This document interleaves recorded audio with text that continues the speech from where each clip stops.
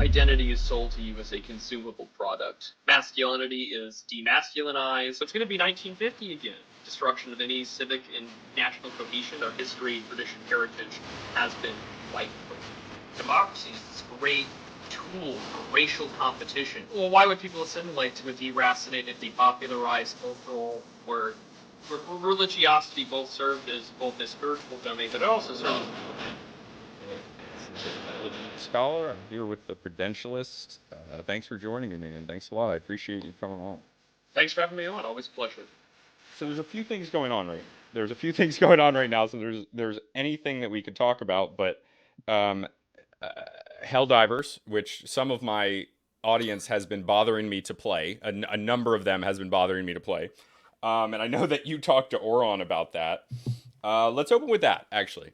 Sure, video games. Why not? I was joking Perfect. with that show up with Oren before we went live. I said, before I started doing this whole politics prudentialist thing, I wanted to do what every white guy did with some free time on his hands and write a video game review essay or something, because that seems to be a hot button market where you can get an easy 10 to 20K views on YouTube easy, and then it's just smooth sailing from there, right? Yeah. And so I had built my PC over March of 2020 as COVID hit in, and all the TV ads were just 2 weeks to slow the spread, and turns out it turned into something much crazier. But no, it was fun to just talk about, because it was perfectly timed, because there's this Twitter wheel of samsara on the wonderful X.com, that it's everything that has happened will happen again. It's this eternal recurrence. So Starship Troopers becomes the semi-annual discourse about, what is satire, what is fascism, what did Robert Heinlein really mean, why is the Paul Verhoeven movie a failure as a satirical piece of art, even though it's a great movie that people can just enjoy, late 1990s action sci-fi schlock. And so this It was the game first R-rated movie I ever saw. I love it. It's my favorite. Yeah. It's great. I love it. And it's perfect. It perfectly timed with this release of this video game. And so I was just playing through with friends, because it was a PvE cooperative shooter that was had a good gameplay loop. I mean, it still has a lot of issues with it, but I mean, wow, this was fun, and I wanted to write about it. So I wrote an essay where I was like, well, how can I just throw in all the crap that I wanted to talk about? So I got to talk about Dr. Paul Gottfried's 2021 book, The Anti-Fascism, A Course for Crusade. It's a great book talking about the definitions of fascism, how it's evolved, what is the anti-fascist state. And so, one of the things I noticed is that satire these days really fails to land making fun of these evil right-wing chuds, or fascism in general, which, again, that definition's changed so many times, it's kind of hard to keep track.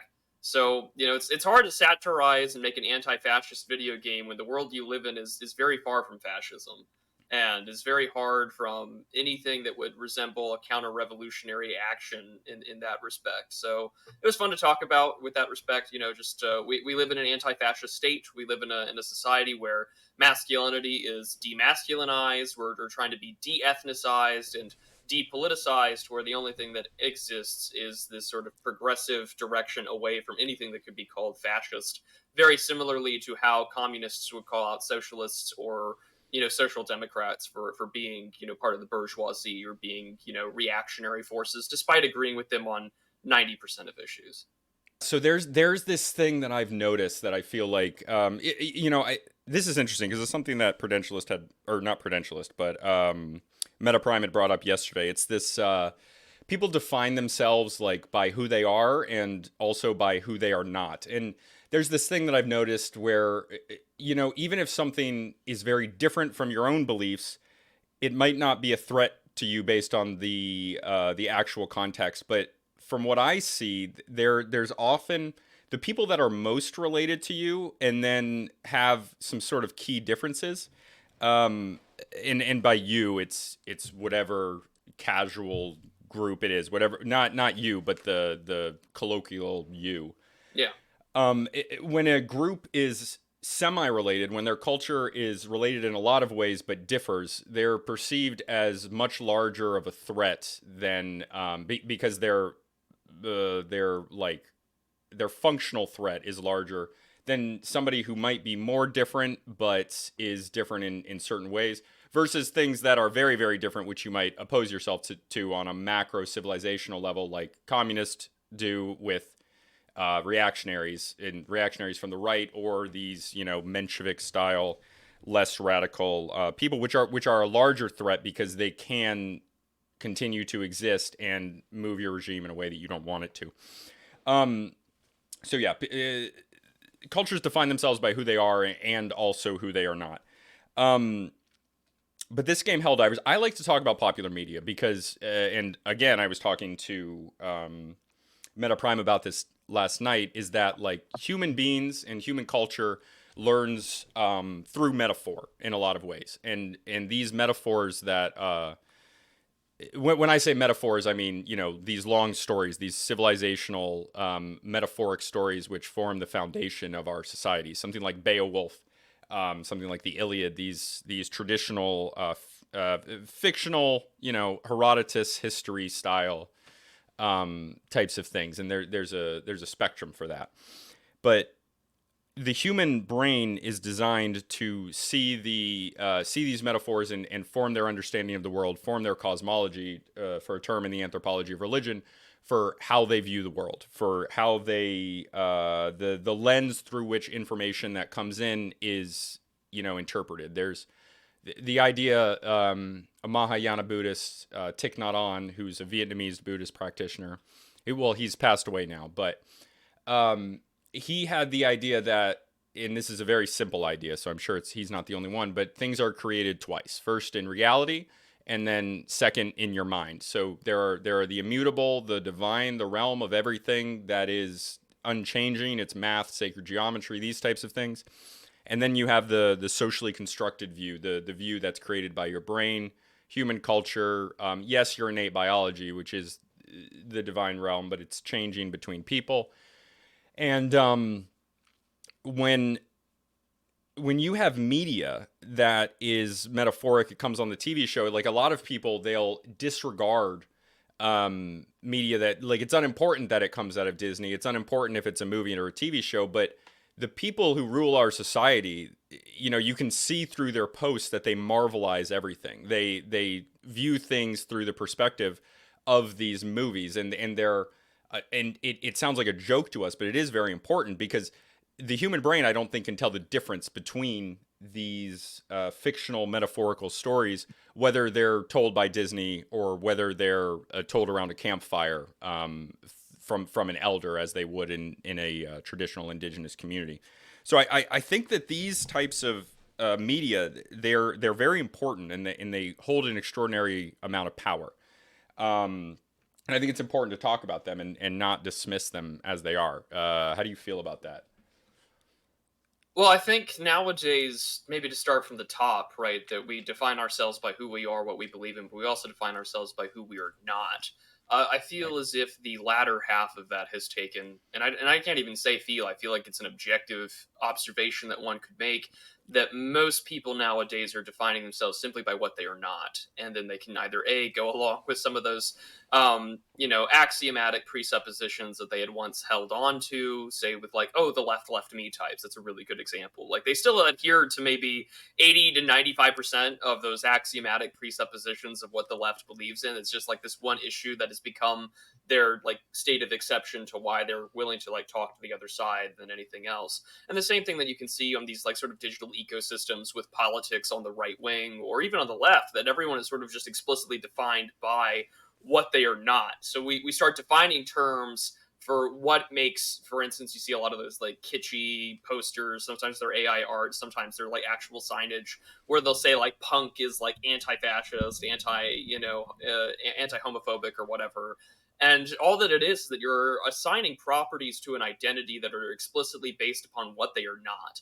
So you Mm-hmm. are very, apophatically telling everyone, I am who I am because of what I am not via negativa, and that tends to really be the case. And I think this leaves a good chunk of people open to identities, subcultures, groups, religions, ideas, which are all very kitchified. They're all very sold as facsimile, a simulacra of a traditional, well-adjusted identity, and then brought to you as the consumer to participate and enjoy. I mean, religion is unfortunately a very good example whereon there are, of course, genuine converts, genuine believers of all types of ideas, Buddhism, Christianity, Islam, etc., but also so much of it is now being sold to a radically deracinated, Western audience, for the sake of trying to find identity and a grip on a world where any semblance of their history, tradition, heritage has been wiped from them.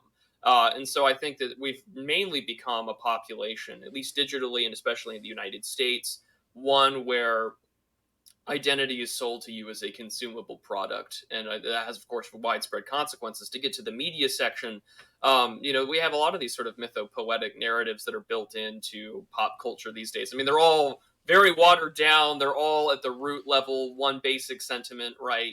Like diversity good, progressivism great. I mean, everyone says that the left can't meme, but when then you hear the words like trans women or women, and like that's a left wing meme, even if it's totally loaded with a wall of text behind that one sentence to explain their position. They do have the same kind of semiotic power that we do. It is just very warped and twisted because I don't know who said it. There was this great tweet by some lefty guy where he's just like, the reason why right wing memes do so well is because their reactions and they respond with knee jerk truths that are just observably fact. And that's always stuck with me because it's sort of the key difference between where we're at and this difference of power. And with media and identity, I mean, we have this great capacity to be so easily warped, right? Cultivation theory is a very good example of this. There's been numerous documentation and numerous studies. How well they're peer reviewed these days, who knows? But they'll say things like, "Oh, well, Will and Grace helped create tolerance towards like homosexuality in the United States." That television show, and I think that they're probably right on that. In the same way Yeah. that Friends, right? Ross's ex-wife's a lesbian. There's a lesbian wedding in like the first or second season of Friends, and he's like a total loser because his ex-wife has custody. She's a lesbian, and he's just been like totally cucked out, right, of any sort of semblance of masculinity. And that became sort of the mainstay for a lot of these like television show protagonists. Are these just like loser white guys that are like trying to struggle and through with it, and that just sort of becomes the basis for a lot of these pop culture consumer identities that people identify with. And to a large part and parcel, you see this with like the MCU, the Marvelization of everything, like you said. I mean, there are people that are like, how could you not be excited for this current product? And it's just like, I don't know, I find it to be slop and I don't want to watch it, right? But like for them, Yeah. that's their whole world because they've been raised on it, because Marvel's been around for like 10 plus years at this point. Yeah. And it's crazy to consider that how radical through the internet, our social media feeds, etc. I mean, people don't talk about. There was an article in Human Events years ago about Tumblr and the Glee fandom is sort of like the epicenter of wokeness, and it's a great article, and I think people should read it. And unfortunately, I think that it sort of misses the forest for the trees when you're not looking at the content, you're looking at the fandom, you're looking at the Glee world and how you want these people to be gay just like you, and you're not realizing that you're inhabiting a medium that wants you to radically alter your personality for the sake of this fandom. And there's a great article about this from the late Humdog, and an essay she wrote back in like the late 90s, Pandora's Box, where she's just like, listen, now everyone is the owner of their own sort of identity, the way that we can monetize it. People act like drama queens to get attention and to keep people listening and watching and all eyes on them. So you have to make a long story short, we have sort of this culture where it's performative narcissism defending these like cults of products that have no real tangential meaning in the traditional sense of any anthropological definition of religion or identity or culture or ethnos. But we have the most basic, watered down, we can manufacture that for you wholesale, if you like, in the Philip K. Dick sense of the word.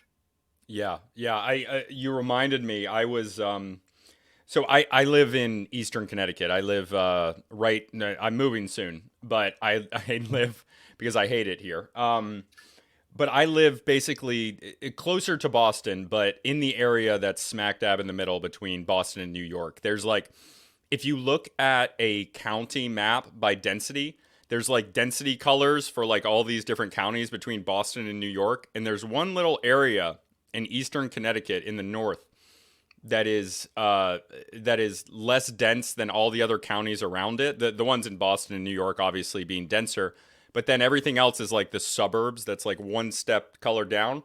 And then I'm in the two counties right next to it that are the only ones that are lower in that area. So I feel like I'm completely encircled. But even being in rural Connecticut, it's still full of neoliberals. So, right, the right responds with knee jerk truths, but I think the left will respond with knee jerk truths as well. And, to bring up the anthropology of religion, as I always do, because it's probably the main thing that I go for, which is obviously a subfield of cultural anthropology, is that, like, yes, the right will respond with knee jerk truths, but the left will respond with their knee jerk truths. And when I say truths, these are things that I don't personally find to be truths, but when something is clearly not true in the sense of what you believe in, but someone else is asserting that it's true, these are the types of things that, I argue that wokeness is a religion. I think it obviously is a religion. I think it's obviously a religion within the definition of the anthropology of religion. I did 4 episodes back when I used to do like audio essays for the podcast about this. But when something is above discussion of whether it's true or not, if something is above evidence, it's known as an accepted truth, and there's a term for this. It's it's self-evidently true is the term that I've heard used in the anthropology of religion.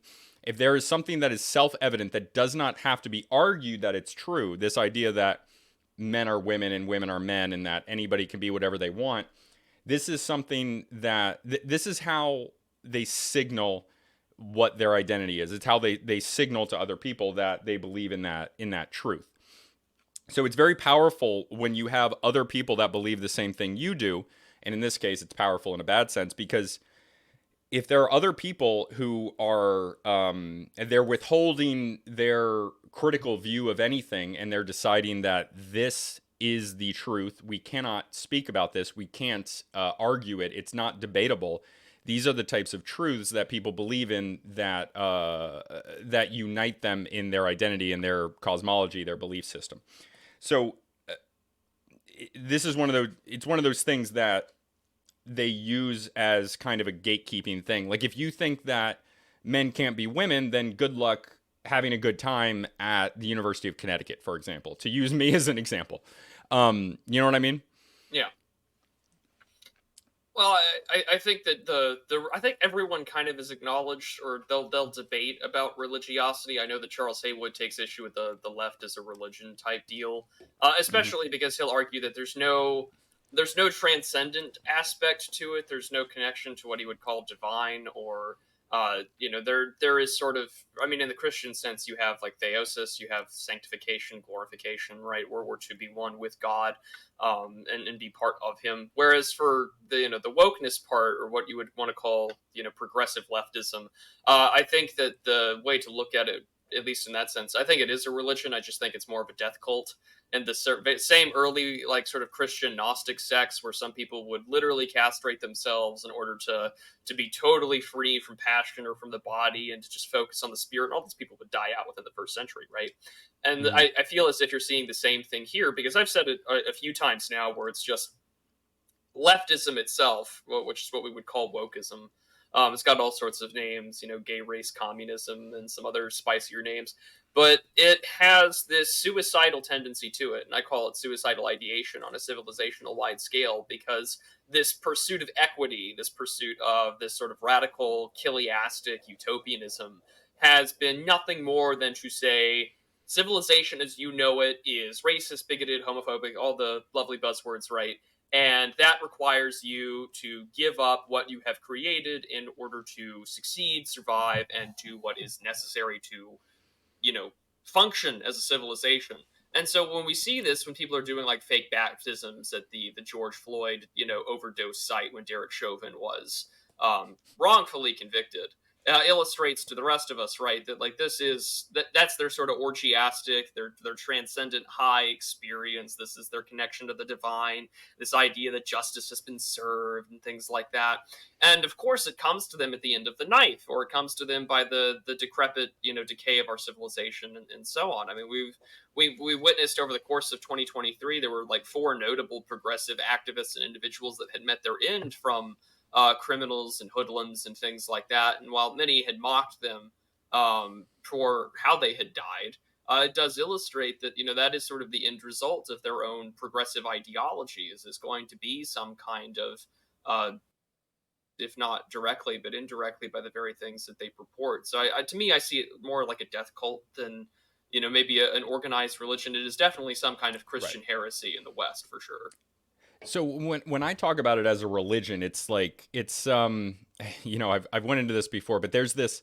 I find that the compartmentalization of Western society has led us to this position where we're arguing over like what these terms are and what they mean. And um, you know, the anthropology is the term, it is the field that decides what is a religion and what is not. And of course, we can talk about that.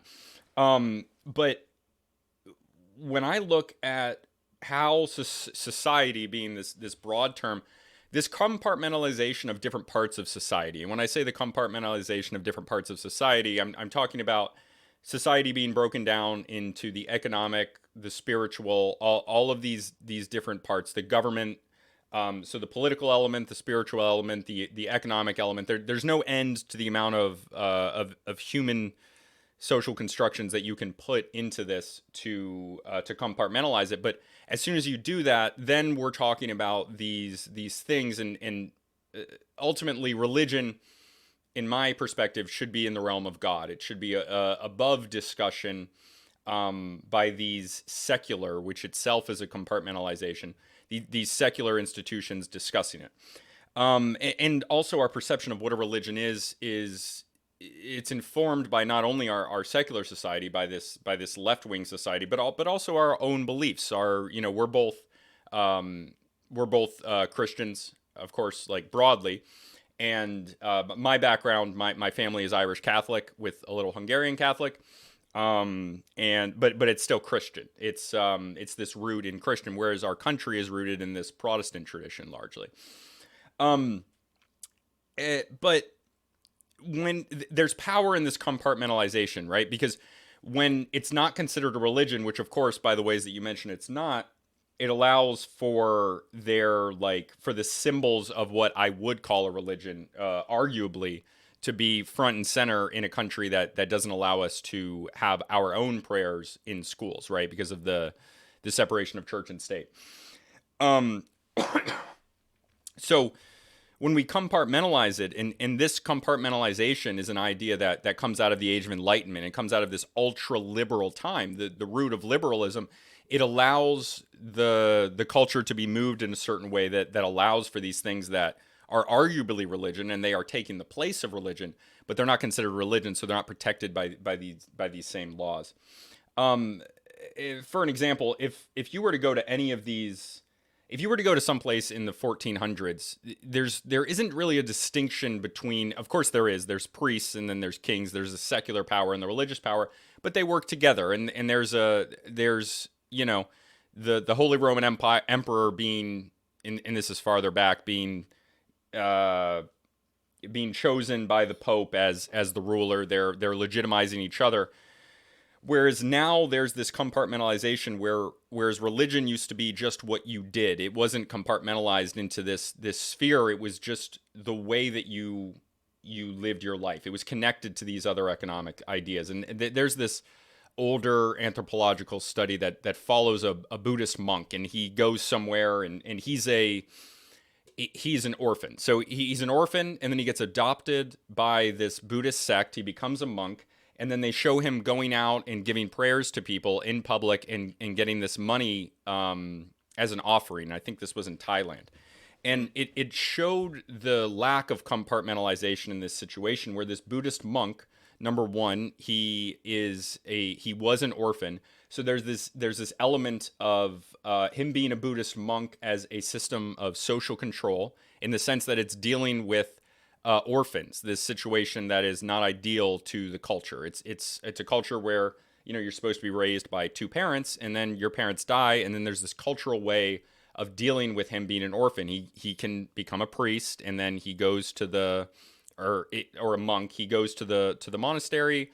He serves them, becomes a monk over time, earns money through his status as this monk, and he functions as a part of society. Whereas today, you would be at the mercy of DCF or whatever state you're in if you don't have family to take care of you. Does that make sense? There's Yeah, something no, there no, no. that you think? I think that you're tracking. I think that is a good clash though to today as well. I mean, compare anything where religiosity both served as both a spiritual domain, but it also served as a political one, especially in the West, like you mentioned, the Holy Roman Empire, the Pope, and all that. I mean, the same thing with patriarchs or monks in the East, where it was part of the culture. It was expected out of everyday life. I mean, whether it be like the divine right of kings, the mandate of heaven, the deification of our kingly authorities, whether in very very late and early antiquity with the Egyptians or Chinese kings, or even sort of pre-Christian European traditions, was all there. Mhm. Nowadays, that is the case, and I mean, modernity necessitates the removal of the necessity of religion and religious thinking. Of course, humans are social, religious creatures. We pine for an authentic life and living, and that's sort of one of the great underpinnings of the crisis of our time. Is that there is no authentic underpinning to what we're doing.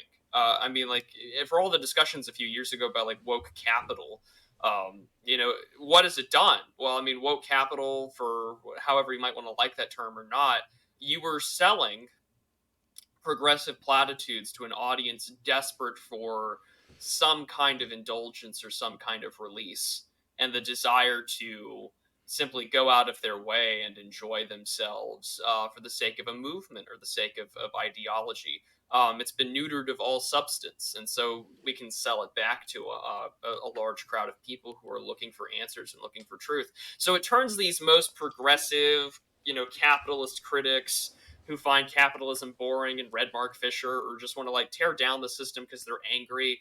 They've now just become the most effective hyper capitalist consumers ever.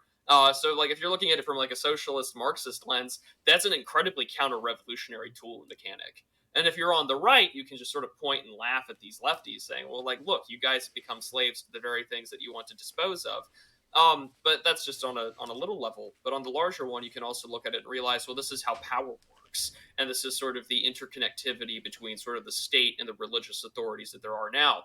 Because yeah, modernity can necessitate the removal of religion. People are still going to want religion. So if you kill something that has a traditionally stronger immune response to progressive ideas, I like citing this poll all the time because it indicates what kind of people come into this country, which can be usually like for Muslims, it's usually rich Muslims.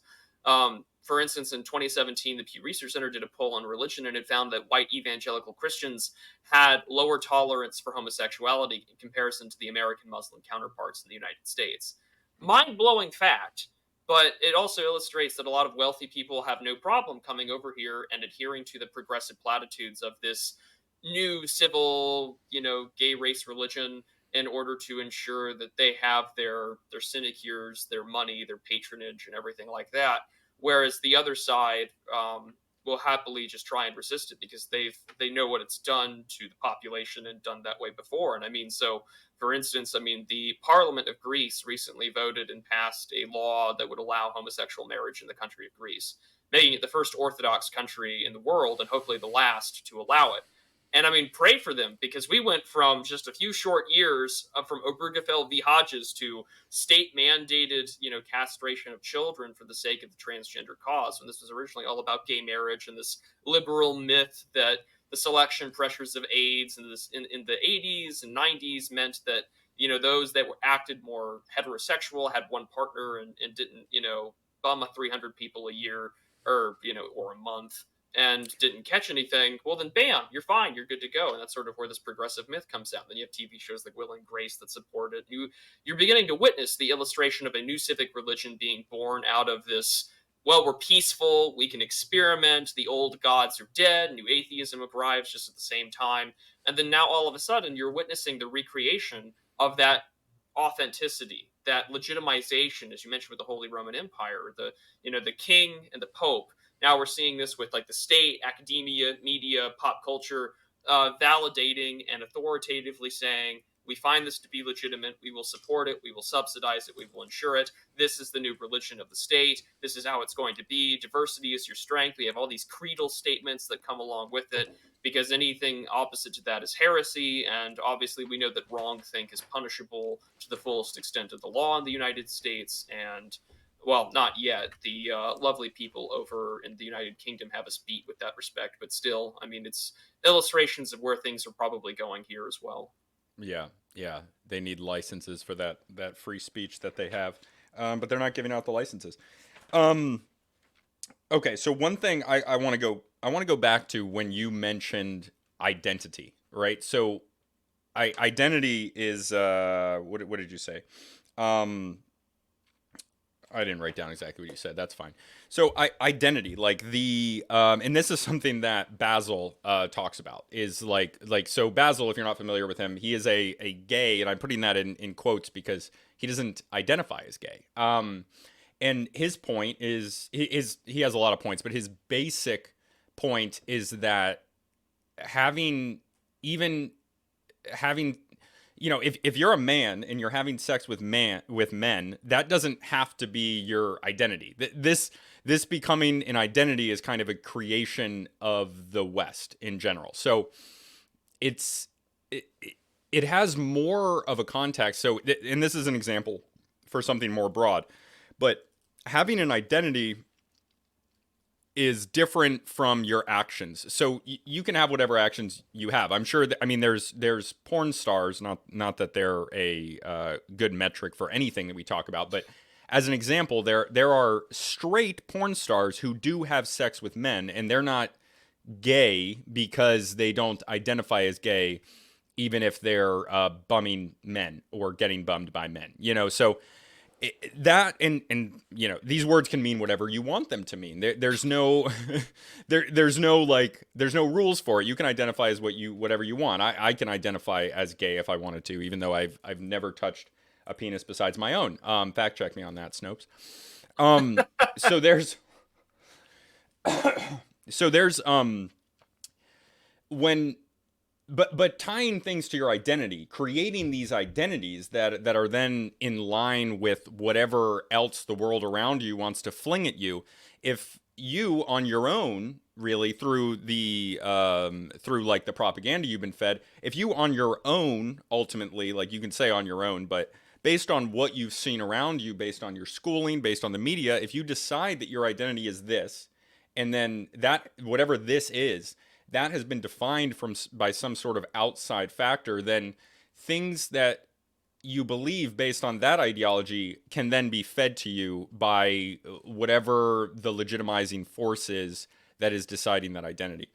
So it's a very, very powerful, decentralized way for anybody to take control. But in our culture, it allows them to take control of people's minds and get them to do what they want to.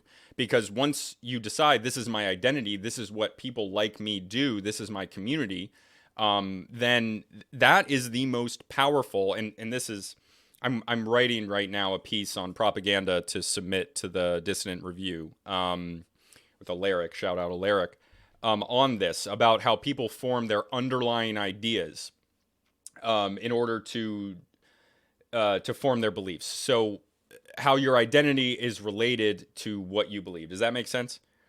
Yeah, absolutely. And I mean, it just goes back to the fact that people will happily accept something that will give them meaning. And I mean, this goes back to I think of like the Grand Inquisitor chapter out of the Brothers Karamazov, right? People want mystery, and they want answers to questions, and who has it? Well, in that instance, it's the Roman Catholic Church. But I mean, even today, right? Who has control over mystery? Who has control over answering the unquantifiable? because the multitude of contradictions, right, that are what constitute leftism, what constitute wokeness. There are plenty of things that contradict themselves, but it all works out with authority figures, these sort of priestly academic classes that will tell you how to do it, and then this gets regurgitated all the way down to the classic 2016 and 2015 anti-SJW clips, like, you're a straight white male, you can't say those things. So we haven't moved on from a heck of a whole lot of that. It's just become far more institutionalized, subsidized, and it shows in our DEI hiring policies.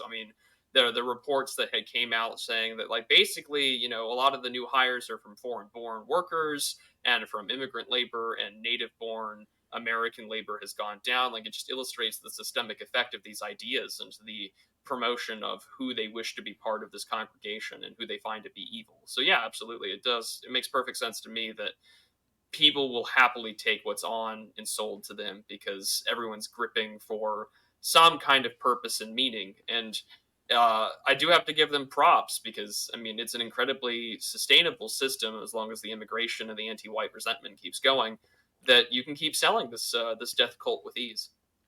Yeah, and okay, so that's another thing that I want to talk about, because there's this immigration, right? And there's what people aren't talking about, of course, except people like us, is the massive immigration that is coming across the border right now. The illegal immigration is absolutely insane. Like the unfettered, it's not entirely unfettered yet, but it's an insane amount of immigration coming in, and it's destabilizing. But with these foreign-born workers that are some foreign-born, some born to immigrants, but what you see, I think, is the creation of a multiracial ruling class in the United States. This new ruling class that is multiracial, and this coincides with what I view as an importation of the ruling classes of all of these different countries. So one example of this, for the people coming over from India, I've tried to find statistics on this, right? So it's the people coming from India to the United States. The people coming from India to Canada, they're pulling the dregs of Indian society, I will say. They're pulling, like, the word. I don't know how much you know about what's going on in Canada, but Canada is importing, like, very, very poor Indians, which, whatever, that's just what they're doing. But who we import from India is, and people will argue about this because there's not really stats on it, we bring in largely upper caste Indians. So we bring in to the United States historically, I don't know if that's changed right now, the richest from India, their ruling class. And the way that we know this, because the stats are not available on the importation of certain of different castes, they don't keep statistics on caste rather than class, right? They don't keep statistics on what caste is coming over. But what some people in America don't know is that Hindus, most of the immigrants coming from India, unless they're from Punjab and they're Sikhs, or some of the Muslims in India, they are the amount of Indians in the United States that are vegetarians is huge. And this is a thing in Hinduism that's different for the different castes. The higher castes, as a show of purity, they are vegetarian, right? Yeah. So the higher up you go, the Brahmins are vegetarian almost exclusively, whereas these other castes that are close to the top are often vegetarian. And the lower caste Hindus they only don't have to eat cows, but no meat for these higher castes. And there's other rules that they have. So then when you look at the statistics and you see that Indians in the United States are heavily vegetarian, to the point where the majority of them are, and then you go to India and it's a very small percentage that's vegetarian, you know that it is the Brahmins coming over. So it's not just them, it's other countries as well, but India is where it's most seen, is that the immigration to come and take these high power jobs, these jobs that require these visas for H-1B visas, they're giving out, they're giving out a lot, and of course they're taking positions away from Americans that are native to the United States, and that is happening, and I think that that's a problem, right? But it's a problem that comes out of, but it's a different problem than what we have with illegal immigration. And I think that there's a key here, because the high there's two things going on here, which is the creation of this multiracial ruling class, which is um, these Indians and other people coming over. That's mostly legal. Their children going to college, and then they're also using this idea of like, I'm an immigrant, I'm oppressed, because immigrant is considered an oppressed class, even though they're from the multiracial caste. Or they're from the higher caste in their own society, but they come to America, and then now they can use this social power that they are an immigrant, that they're an oppressed class, and they're not, but they're allowed to use that, and they can put that on there and be like, oh, I'm a POC, and they get in. So, but with the illegal immigration, it's let the immigration comes in and they're allowed to work. They work for large companies. They take jobs away through the fault of our government. I don't blame these individual immigrants, but they take jobs away from low skilled Americans. And when I say low skilled, I mean relatively. I'm not saying that people don't have skills, but it lowers. It's a simple economic problem that when you have more people applying to a job, the wages go down because they have to pay less because there's people competing for that job. This is like basic economics 101, which is not, talked about a lot. And I know I'm all over the place, but this is what I do. So anybody listening to this podcast knows that that's happening. So multiracial ruling class is what we have, and then we also have for the middle and lower classes, you have a pushing down of the cost of your labor because they're not enforcing these laws for these corporations. And then you have an importation for high skilled workers that is controlled. So for the people that are in high skilled positions, there is a real control because they're actually, the government is actually going to, confirm the legal status of workers if they're in high skilled positions, but they're not going to do it at a meat packing plant because it's whatever helps the people who control the capital, who have controlled the commodification of everything in our society. It allows them to control these middle and upper echelons of their institutions, of their companies. Does that make sense? Well, I'm not so sure how much of it is there is a multiracial aspect to it, but I think it also has to incorporate sort of a Bertrand de Juvenel kind of model of high-low versus middle, right? Like there obviously is millions of people that are coming in. I just saw this. I was looking up, you can see the lights change on my face from the screen. I was just looking at the stats on Canada, for instance. They basically added 1 million people in the first 9 months of 2023. That is an unfathomable number to consider.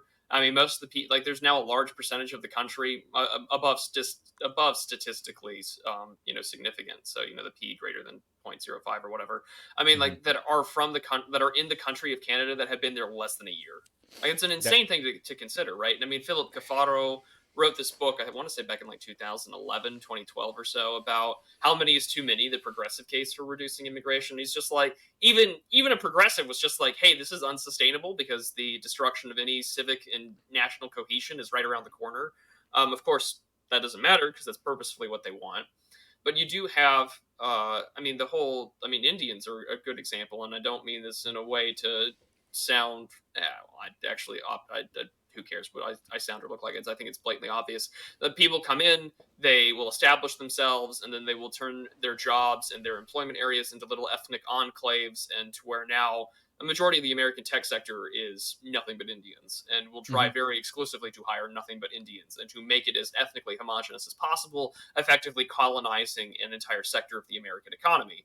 And if, we talk about hostile takeovers in the corporate sense, that's a hostile takeover just as much of anything. But now it's a whole sector of your industry that is entirely dependent upon H-1B visas and sort of this whole ethnic spoil system via the visa system, to where now, even in the 1990s, there were sort of these like Marxist types that were complaining about how like we've created a new class of slavery where we're dependent upon like brown bodies to do this. And of course, in the tech sector, you have this, and these are like Arthur Barnbrook and others who are criticizing like the California reactionary modernism ideology. And I mean, it's still presently there, right? Like we love this laissez-faire sort of neoliberal system in the tech sector, but we'll happily run to the state when we need defense. I mean, we saw this when Japan wanted to buy out, I think it was U.S. Steel not too long ago, and so you have that sector there. But also on the high level part, I mean, like Gavin Newsom's a white guy with a wife and several children. Like it looks like a Norman Rockwell painting with how like lily white Americana he looks. In the same way that we're now witnessing sort of like the sort of like, even though the Republican Party has ostensibly become the white party just by the nature of how it votes, I mean, it is spending time and time again trying to cater to new racial coalitions in order to stay electorally viable, which leads to hilariously disastrous results in a lot of ways. I mean, like, the race against Raphael Warnock in Georgia a few years ago. That was The awesome. emphasis, I mean, uh, he It didn't. was awesome. Like, it was a cool thing to watch. Oh, I mean, it was entertaining to watch Herschel Walker just do the dumbest crap imaginable with his campaign. Because a friend of mine did the data for it, and he was just looking at the election turnout. There were like 248,000 some odd like white Republican voters that voted for Kemp, but stayed home to not vote for Herschel Walker. Ugh. Like, and I mean, like, and what is he doing? He's trying to focus on getting the black vote and not trying to focus on getting the white people that could have voted for him instead. And it just illustrates a big failure on that part, electorally speaking, in terms of strategizing. So this emphasis on like, oh, we're gonna have like a multiracial, working class, my populism type deal. It has a lot of faults because there's just like brain dead messaging that goes in with that. Yeah. But there's a multiracial aspect to our position. I mean, I think it's blatantly clear when you see like the celebration parallax, the fact that the Democrats gloat about America's changing demographics, that you have sort of these upper echelon white, Jewish, Asian ruling classes up at the top that are happily willing to bring on people from all over the world, whether it be through the southern border or through visas and immigration, and in order to have a sustainable lower class that they can now raise through education, through the media, pop culture, that will tell them, listen, if you're not on board with us, and this is, I'm cribbing from Spandrel here, it's going to be 1950 again. It's going to be okay to be white, and it's not going to be okay for you to be in here. So you need to stick with us in this patronage network, and or else, the hood is Yeah. coming back on, the crosses are going to get burned, which of course isn't true. I mean, I think that the least racist people on earth are conservatives and Republicans, at least in the normie sense of the word, because that's why that saying by Kovefe Anand is just true in a lot of ways. The woke are more correct than the mainstream because like they see differences, they know the reality of race, they just know that they have to work around it through all these sort of gibs and programs, patronage networks and systems for anti-white resentment, because that's how the grift keeps going. That's how the power mechanism keeps working. That's how the political formula operates. And now all of a sudden, we're in a position now where it's borderline untenable because that system, again, being a system of has systematically destroyed all things good and useful for a civilization to function. So there's robbery everywhere. No one arrests the police. We witnessed this with the whole hashtag Stop Asian, Pacific Islander hate or whatever, the AAPI stuff, where it's Yeah. like, it's all the white guys that are being racist to Asians, and then the New York PD will post another video like wanted man who beat up some elderly like Korean shop owner, and it's a black guy, and it's like, okay, who am I to believe, the message or your lying eyes? But I'm already predisposed to not believe anything progressives say. So that puts me at a disadvantage for believing this BS. But that's just sort of how it works. Sorry to interrupt, but I wanted to share again that my Patreon is $2 a month. If you buy now, you will be grandfathered in. You can also find me live every Monday night at 8 p.m. Eastern with my friends doing 5 till midnight, which is much less serious than this, but we sort of cover current events and I yell at everyone. Okay, back to Prudentialist. Like and subscribe right now if you're enjoying it. Right. Like literally the Pinkertons, the Pinkertons from the Battle of Blair Mountain, early 20th century. There's this labor revolt. That same company, the Pinkertons, which has changed its name now, was hired by Amazon to union bust a couple of years ago. And what is a fact is that these union busters now, the policy of corporate union busting, which is one of the few ways that, and I don't know how you feel about unions, but I for one view them as from a macro level. Of course, there's individual cases where they're not great, but it is a way for workers, lower level workers to push their it allows them to organize so that individually they don't have any power, but together, if they can work together, they have this check and balance on the economic system, and they can push for their own they can push for them. They can push for what they want. They can push for whatever labor laws they want, for more wages, for protections, for benefits, things like that. It's what appeasing to the unions is what created the 1950s and made it possible. And largely this was because of the threat of communism, and there was this there was some changing to appease to this to avoid a full communist takeover of the United States. And I think that was a good thing. But now what these companies have found is that multiracial workplaces are, and this is a fact, they're less likely to unionize. So I think that there's this position where they're very aware, the people in the ruling class, but I'm not saying they as in like the ethereal they. I'm saying the ruling class, the people who make the laws, who own capital, who own these companies, the multinational companies at this point, they're very aware of the destabilizing aspect in that since they're more likely to not unionize, they're less likely to unionize in a multiracial workplace. They use this to great effect. They use this to split the population into these ethnic categories where these groups are no longer effective at arguing for themselves. And white people, if white people have a sort of identity, then it kind of makes everything fall down. Because if white people create an identity and work together before all of this stuff is done, then, to the point where we don't have any power at all, then that's kind of the only thing that stops them. And it's almost an inevitability. So in the 1990s, I think white people were like 85% of the country. So it really was true that white is like the standard. It's the original. It's like, the woke it was the generic idea of an American was a white guy. Right. And that's kind of no longer true. In a lot of ways, it's becoming less and less true. But now, at this point, when we have the momentum of the importation of people into the United States and the changing demographics, me at 29 as a white person, I mean, I understand that if I were to look at the demographics of right now or the demographics of the 1990s, it doesn't make any sense for white people to organize together. Like, maybe that's not true.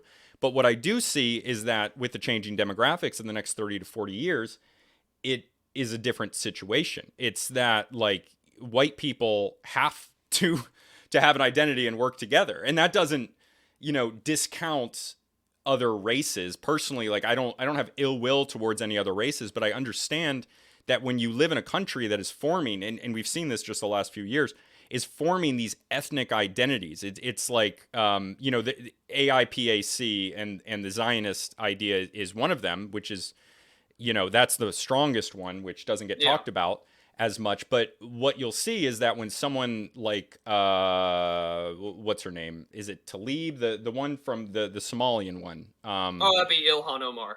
Ilhan Omar, right? So when you see Ilhan Omar, I mean, she very expressively and like explicitly says, like, I will fight for Somalians. I mean, she's not representing all Americans, or at least all the time. She's representing this Somalian subclass, and she's even internationally representing this. And we see more and more of that. And as we see more and more of that, it makes sense that, like, inevitably, there is going to be white people arguing for themselves and their own beliefs. And that's going to happen. Like, that's just what is going to happen. So if you're somebody who doesn't like racism, you got to get on board to like move that in the right direction that you want it to be. Because me personally, like, I've never had really a sense of white identity. But then when the situation changes, it's like, okay, maybe it makes sense for me and my descendants to curate this white identity and for some sort of power. It doesn't have to be white. It can be anything. But it's not the same thing as it was in the past. Because when you live in a plurality, when you live in a situation where you're not like it, I believe I truly believe that it makes no sense to argue as white people when you're 85% of the population. That's just the standard. You can organize on other things, but when you're living in a country that is not the case, and it's more like, white people are 40%, then you have to. It's going to happen. It's just as a reality of the situation. But people base their beliefs on what they think the situation is, and often that's based on the momentum of how things were in the past and how they grew to know them, and they're not going to reevaluate that when they're 35, 40, 50 years old. So they're not even going to be in the realm of understanding that. But as Zoomers come up in this world and they come up with a different situation, they come up with a different understanding of race based on like what they see, then things are going to inevitably change. And it's a good idea to curate that to be, I think we all have an interest in, I have an interest in peace. And when I see these massive demographic destruction, demographic change, I see coming turmoil. Does that make sense? Yeah, no, absolutely. And I think that you have to consider, though, that even if America was 85 or 95% of the population being white, I mean, that there was still a racial identity aspect to it. I mean, go back to even Teddy Roosevelt, who had said, like democracy is this great tool for racial competition to ensure the survival of white peoples across the world. He was this sort of old style, late 19th, early 20th century progressive in that sense, where it was very much more racialized in that aspect. And now, we don't have that anymore. I mean, this goes back to the deracination part, where, as America had progressively changed, slowly and then all at once. I mean, a lot of people do focus on, of course, the 1965 Immigration Act. The ones that came in the 1990s also did an immense amount of damage, and so things have really skyrocketed both in the United States and other parts of the world, in Europe, especially the United Kingdom and Canada, more recently than ever before. And so now that organization was once presently there, but it's been thoroughly beaten out of 60 plus years of saying, standing up for yourself or a collective identity or even a regional one like the South has been so effectively destroyed by claims that it's fascist, it's racist, bigoted, etc.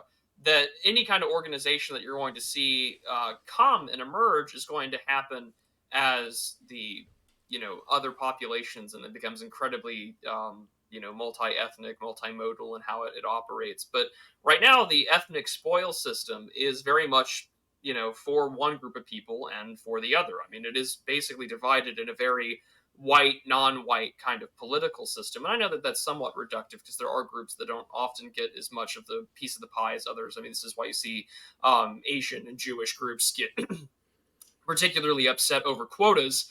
But then again, as someone like Murray Friedman, who was a civil rights attorney, big on the American Jewish Congress and worked with African American groups, he wrote in 1995 that that was the big issue that divided, the Black-Jewish relationship was over affirmative action, because, Jews didn't want to be counted as white, and they didn't want to be, but they also didn't want to lose out their spots in prestigious universities as, African Americans and other minority groups started taking advantage of it.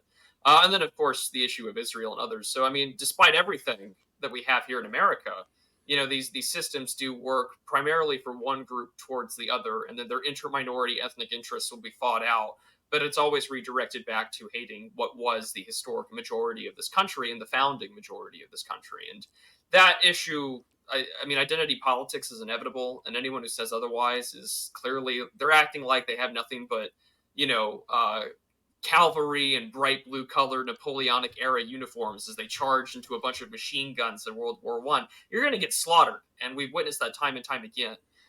You can be in a lot of ways. I mean, Trump has done this in some respect in his first term and a lot of his rhetoric. You can be very pro-white without saying it outright. And I mean, that's how you can also get other voters on board if you're talking about bread and butter issues, but still focusing on things like immigration and focusing on the jobs and national security. Because as we can tell from everything that's gone on with DEI, the competency crisis, America's standard of living is going to drop, and it's very clear that it is dropping. I mean, our life expectancy is getting worse. We're getting fatter. We're dying more from overdoses.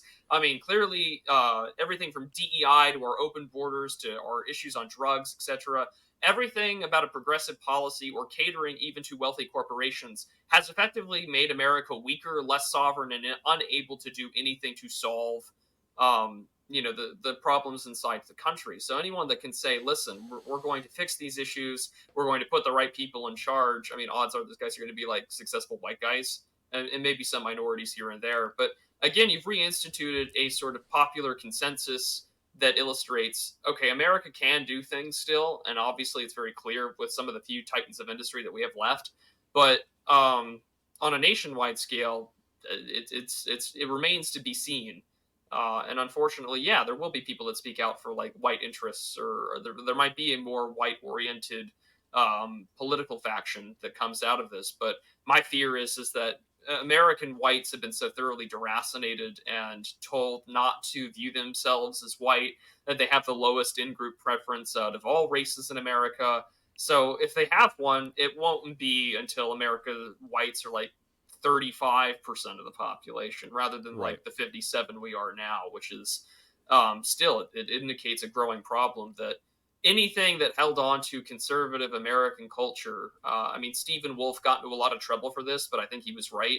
Like the white evangelical voter is the moral backbone of the country because they're the ones that consistently say no to all this woke shit. Yeah. And people were like, oh, that's racist, that's bigoted. There are plenty of people that do that. I'm like, well, historically speaking, he's right. Like there hasn't been any other group that has been the vanguard against all of this nonsense for the last 75 plus years. And the progressive hatred and demoralization against them has led to the outright destruction of any sort of norm, morally, religiously, politically, to an older time in America. And that's all but gone now. Yeah, and okay, so this is one thing. So I'm majority Irish, right? My blood is majority Irish. I think one of my great grandparents is like all the way back to 1600s, not the Mayflower, but the founding of Connecticut, which was in 1637, I think, around that time, maybe a little bit earlier. It was right after the Plymouth and Massachusetts Bay. I should know because my background is in colonial New England history, most specifically, but 1630s, the founding of Connecticut. But that's one of my 8 great grandparents. The rest are, of my 4 grandparents, one is Hungarian, the other 3 are Irish. One of those Irish great grandparents was half English, going back all the way to 1600s. Yeah. So that being said, I don't believe that Catholics should have been ever allowed into the United States, right? So, I mean, I'm sorry, I'm here, I'm an American, I'm an Irish Catholic, I live in New England, I'm from New England, which is now the area that its white population is the largest percent Irish. Boston is the Irish American city. I live in essentially the suburb of Boston, really Hartford, but Boston more broadly as the major city. But when you talk about demographics, the white evangelicals, which in a lot of ways, evangelicalism, which has its specifics to it, it's very much an American religion. Not only is it everything you described, yes, it's true that they say no to these things, but what they also are is extraordinarily Zionist. Unfortunately, I don't know how that happened, but that's a thing that they are. And when I look at demographics and I look at what Catholics believe, it comes down to they don't feel those things, which is somewhat of a surprise.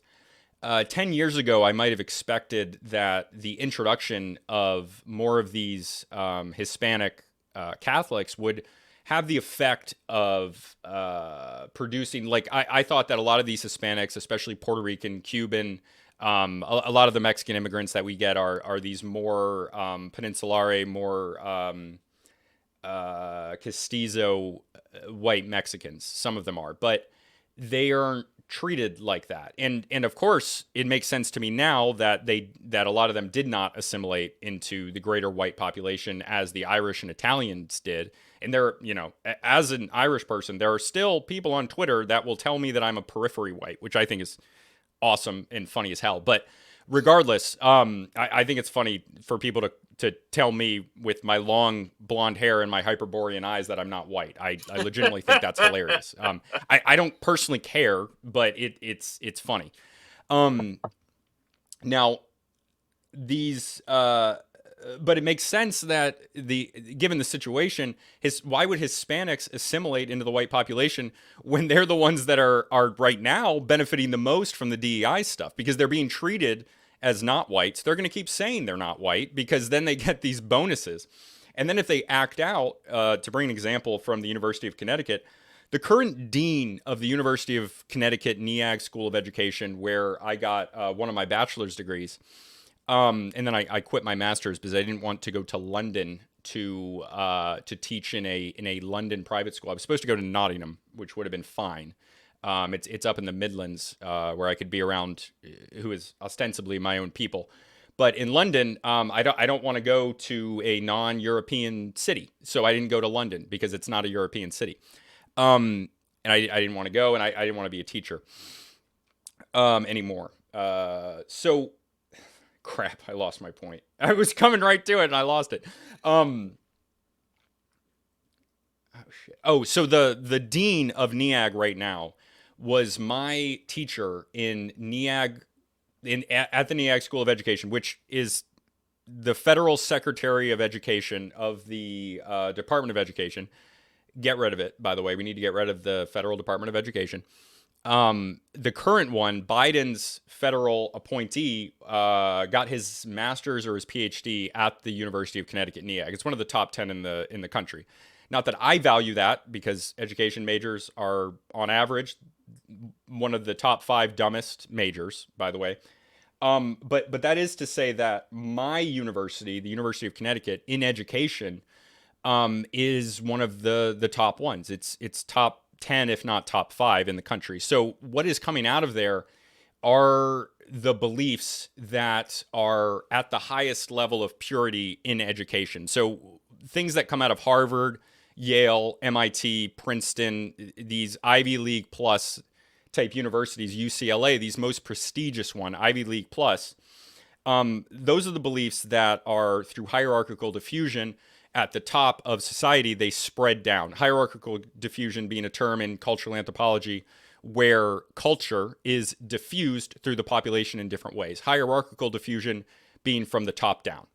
And so what I experienced at the University of Connecticut, including from the current dean, who was my teacher in multicultural education, where I learned all about multicultural education, is a guy named, well, I'm not going to say his name. You can find it out. I just don't want to say his name and then have people go out and harass the guy. We don't need that. This is a macro thing. But if you want to find out, go ahead. Please don't harass him. He is a nice guy. I like this guy. I just don't like his beliefs. And he treated me very well, to be honest. He disagreed with a lot of what I said. I was disruptive in his class in certain ways, which I believed to be the right thing to push my own beliefs. But he treated me with respect and as an individual, which I can't say for a lot of other people, a lot of the other professors at UConn, especially the NEAG School of Education. But he was a Puerto Rican, and he shared with us in one class his DNA beliefs. And he told us one day, like, you guys might think that I'm white. And in my head, I'm like, yeah, you're white. You're a Puerto Rican. You're a conquistador. You're white. Ish. Right? But he tells us his DNA results, and he's like, yeah, I'm like 15 or 20% sub-Saharan African, and I'm 15% Tanao Indian. And they say that the Tanao were wiped out, but I'm living proof. It's right here. It's like, no, dude.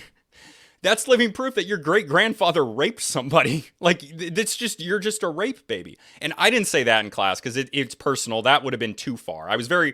I would say kind of whatever I want, but I'm not going to attack this guy's identity. But ultimately, he's a Puerto Rican, right? So he is a mostly white Puerto Rican. He didn't tell us the rest of his blood, but obviously what he's saying is 65% of his blood. He probably rounded up on the black and the native.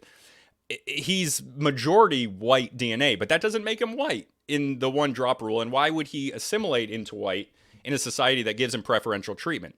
So not only was he like, no, I'm not white, I'm this thing, but then he's benefiting from those. And I don't blame him, because he used that to great effect to then become the dean of the university. Partly, I'm sure he also you know, put in the work in their sense. He seemed like somebody who was extraordinarily committed to this ideology, which is part of why I don't dislike him, because he seemed to really believe it, which is scary to me.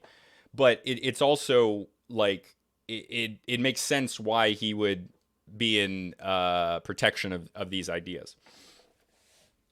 But yeah, that's what that DNA is. They and for him to call, the last thing is for him to call me, for him to come out and be like, "Oh, white people are the root of all evil." He's sitting in a classroom talking to a bunch of a lot of Connecticut white people, and a lot of Connecticut white people are Irish Italian, especially from the Eastern Connecticut. And the University of Connecticut has people from all over New England. We have this thing in New England that like they give you a New England rate, which is like in between the out of state and the in-state rate. So if you're from one of the states of New England, you get a lowered rate. So you can go to the University of Vermont as someone from Connecticut and you pay a lower rate than somebody from Nebraska. So New England is a very insular society in the sense that those 6 states, locked from everything else away from New York, does have its own pre-American identity, similar to like Texas, not as pronounced. But like, I'm sorry, I'm Irish blood. Why am I? It doesn't matter. But the point is, he is a conquistador. I'm Irish, fled genocide, and yet I'm evil. He's not, even though his ancestors literally committed genocide on local people and then moved here. Similarly to how the Brahmins are, the ruling class that come here and then claim victimhood, which has social capital on it. So why would they not? Well, I think the thing to also really consider in that respect too is that, well, why would people assimilate to a deracinated, depopularized cultural, sort of landmass of people? I mean, that's a big problem. I mean, America's so deracinated. We move more than any other group in Europe. We have more consumer identities than we do in Europe because we don't have so much of a tradition of staying in one particular place and being from that. We also don't have as a history that is tangentially as old as many European places, as the saying goes. 100 years in America is a long time, but to Europeans, 100 miles seems like forever. The whole idea of like a 6.5 hour car drive, road trip is just an unfathomable thing to a lot of people I know across the pond. But I mean, the thing too is that, you see some quasi assimilation, like the Catholicism will drop. They'll have kids that are more likely to speak English. They'll become like Pentecostal or evangelical or something. But I mean, like, there's still the ethnic aspect to it. Like, they're clearly not from here. They're clearly not part of what made the country that it was. And that is going to, of course, lead to widespread alienation. There are parts of the country that are just far more Hispanic, far more of a culture that is not originally of what the United States was or ever will be. And that influence is going to stay. And I mean, why would you want to? I mean, when civilizations like these are incommunicable from one another, like obviously, Hispanic, Mexican, anything from Central and South America, colonized and perpetuated by a whole other group of people, particularly Spanish and those in the Iberian Peninsula, the Portuguese. Like, that's not, Anglo or French or even Dutch civilizations that had founded it. And so when those things clash, as Samuel Huntington had remarked, like, those things are going to have problems, and you're going to see those clashes emerge and have it play out. And we see this all the time, and it's been effectively weaponized towards the majority population through immigration, mass cultural messaging, education. All of that's there has been to ensure the demographic spoil system continues the way that they are, and to effectively, just blot out and erase the original intent of the country. Like, it doesn't matter if you were Irish or if you were progressive or conservative 200 years ago or 150 years ago. That all has to go. Whether you're Robert E. Lee or Thomas Jefferson or Abraham Lincoln, it all has to go. And that's the way regime change happens. It's the way ethnic takeover happens. I mean, we saw this towards the fall of Rome anyways, that the demographics of the Italian, of the entire Italian nation or the whole geographic area, the demographics were widely different from what they were at the beginning of the Roman Empire. And so I got in an archaeology argument with some archaeologists. Me and Tom Rousell, who's a British he does like dissident anthropology stuff. He was arguing with some people about that. The demographics of Rome did change. Sorry to Yeah. interrupt, but No, I I mean, was but literally going through that last yeah. week. I mean, it is true, right? And I mean, so the demographics did change, and I think that that's an important thing to consider in that respect. And so, um, we're witnessing the same thing happen now, and of course they're going to tell the people here that are evil. And if you can deracinate a population, tell them to hate themselves and their ancestors, again, you've successfully instituted. Which is the last kind, which is genocide by other means. If you're imposing it on a massive amount of populations that are telling them, oh, it is okay to kill yourself, it is okay because you're evil, and so to let go of your civilization, to let go of your identity, is this sort of like, orgiastic death drive that is good for the rest of us. Don't have kids because of climate change. Don't do X, Y, and Z. Give up your position for someone else of color to have that promotion, but you. And I mean, it's so banal. It's the banality of evil, right? Like, everyone knows this is happening. Everyone takes it as it is, for most people, because they're not political. We live in a deeply cosmopolitan, deracinated society. So these ideas do emerge out of the heterogeneity of the country.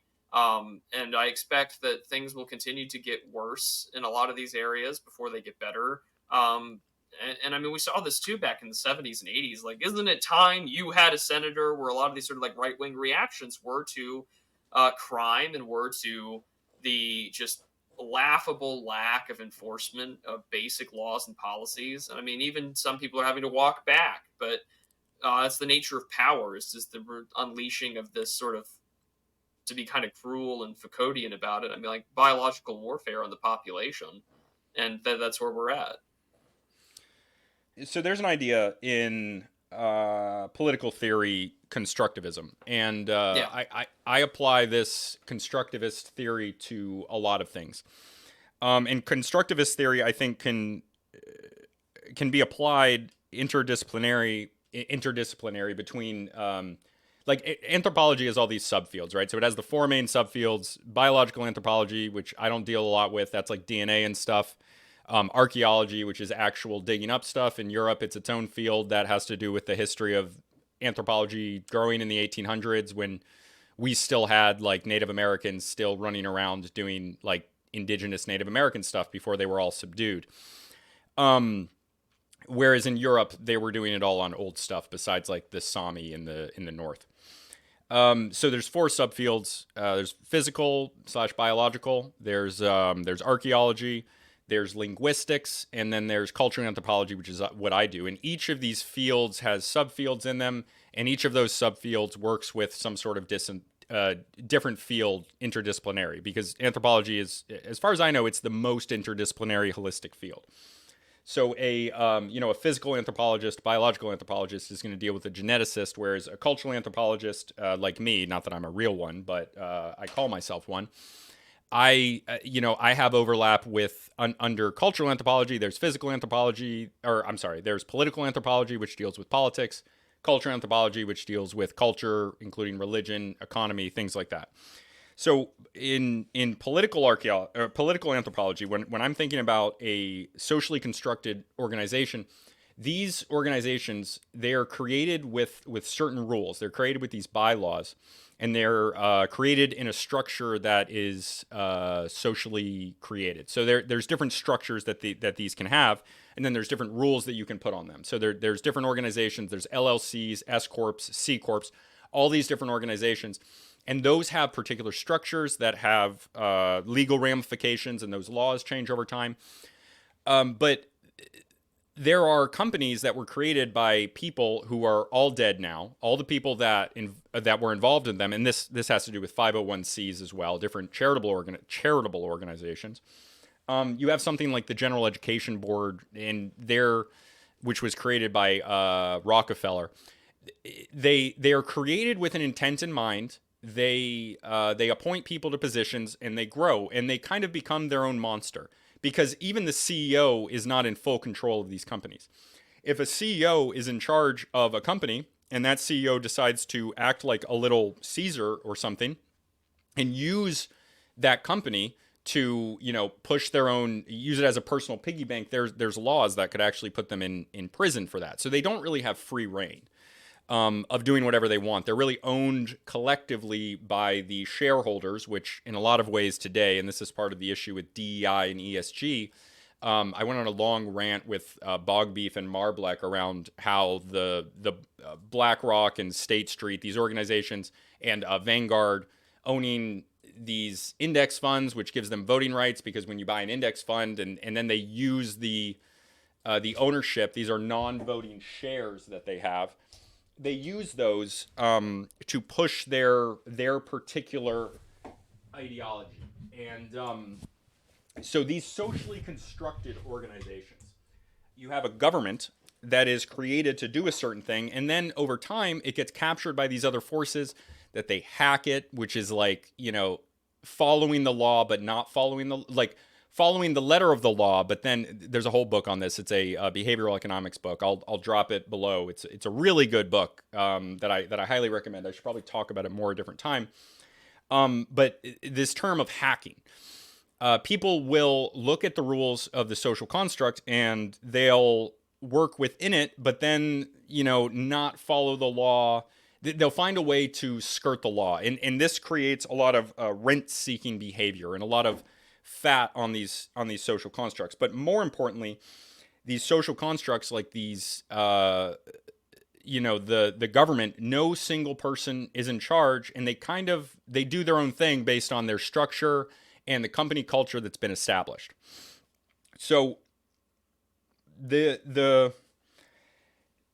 even when it's obvious to people like us that there's something going horribly wrong outside and that the political organization, our government, is not functioning the way that it should, it's not defending what we view as our people, there's no recourse that we have and there's no recourse that anyone has, because these constructions, these companies and these governments, they work the way they work, and they're not going to stop doing what they're doing if the function of them is still being met regardless of the other factors. If those factors are not actually affecting, if they're able to keep going, they're going to keep going. There has to be something drastic. And in the past, you had these massive drastic changes that would happen. You had these massive things where something would go wrong in the country, and that would lead to massive demographic shift, or not massive demographic shift, but it would lead to upheaval in the nation, and then they wouldn't be able to feed people. But when we have a situation where our technology has gotten to the point where we can mass produce GMO zombie crops and feed the population on high fructose corn syrup and millet, like it's just so cheaply made that in the past, when organizations would no longer do what they were meant to, they would over time become a zombified version of their former self, wearing their culture as a skin suit. That would make them be destroyed, and something new would come into place, or there would be significant reform.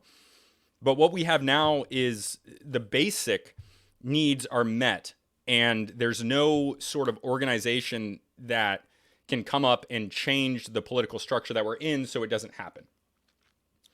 And that's a long rant to say that our institutions are not working for the mass of the people. And this happens over time based on the changing of the geopolitical situation, the changing of the technology that allows us new technology which changes the environment that we're in. For example, the Chinese, the first emperor, Qin Shi Huangdi, as well as the Incans, as well as the Romans, they all built roads. Right, they built these massive roads, and these are like some of the first civilizations. They build these roads because that allows them to govern better. So they changed this situation, they changed the environment, which had a real effect of making movement inside the empire quicker. And this means that they can govern better.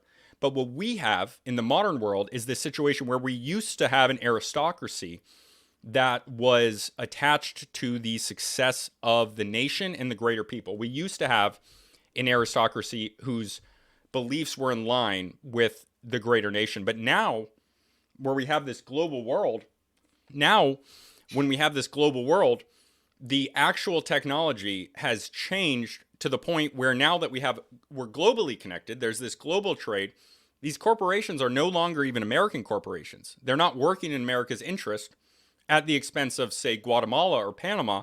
They're working for the success of the multinational people that support them, and they don't care about the nation. So the practical effect of this technological change that's created this global world is that these organizations that in the past the incentive structure would have allowed them and would have just naturally produced people that were working for the success of the nation, their incentives are in line. Now the incentives are out of line, and then those corporations and those governments are being used to an effect that they weren't intended to, but that their structure allows and promotes in the new situation that we're in the new environment that we're in. And that is a major problem.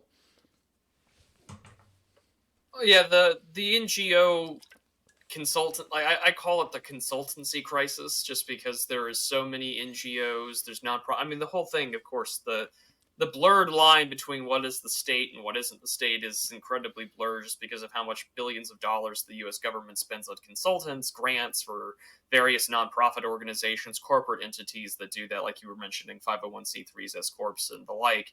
I mean, it just illustrates how large the sort of Leviathan is there. And I think that you can't throw out all factors of libertarianism altogether, just because, like, the state is as large as it is. And I mean, we can talk about the federal government or Congress or its executive agencies. No one talks about that, like, McKinsey, one of the largest consulting agencies in the United States, if not the world, is one of the largest, it spends millions, if not billions of dollars a year with consulting for various groups and RFPs for the federal government to help get things running and managing, and consulting for various projects. And there's no equivalent of that for any other side of the thing. So when we talk about, like, all these parallel institutions or things like that, one of the things that cannot be understated is just how lacking consultancy and groups like that exist for any sort of regime or dictatorial purposes of the sort of ideology that has been socially constructed. And constructivism, of course, runs rampant among the left more so than the right, although the right has its own social constructions that are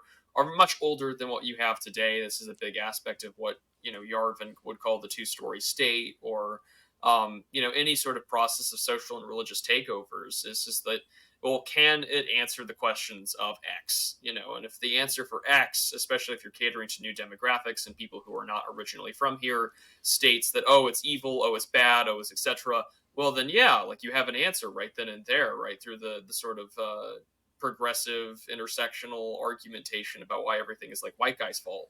And that's definitely the case of how things are, at least today. And that's going to be an ongoing problem for years to come. I mean, just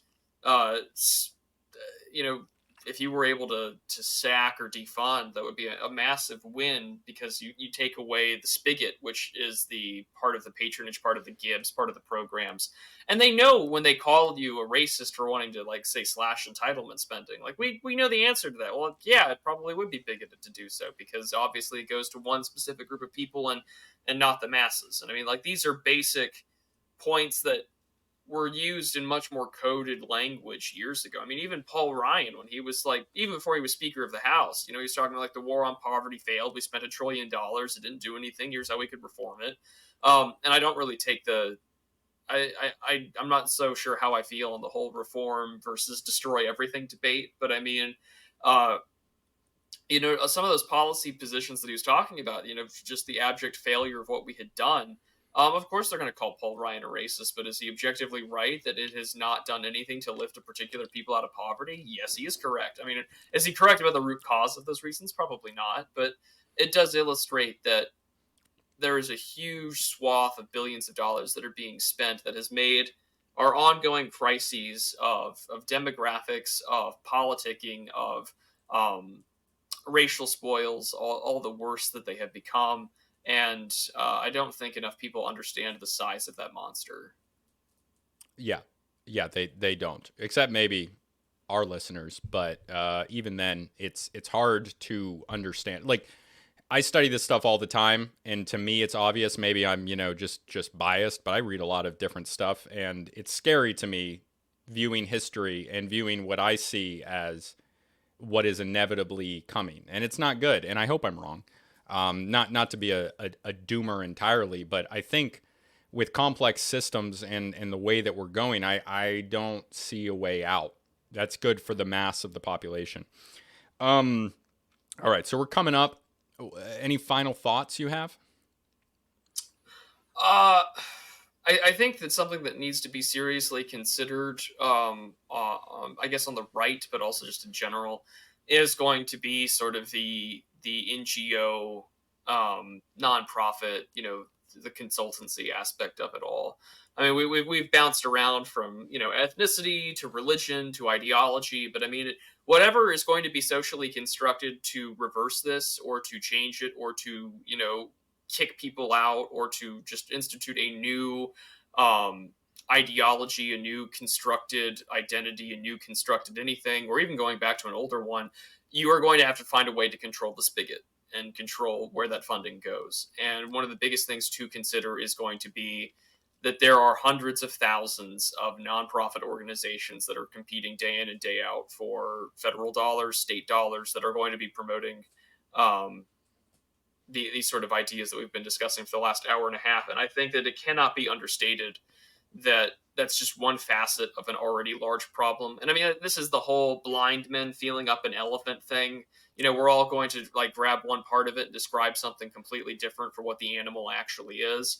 But the larger of a holistic picture that we can get, and that's only going to be facilitated by talking to different people of all stripes on what the issue is or what some of the constructed ideologies are, uh, it will help. But I think that one thing that this big conversation has really been about is that it is so multifaceted, and our problems are multifaceted. They're very fractal. They're very multimodal.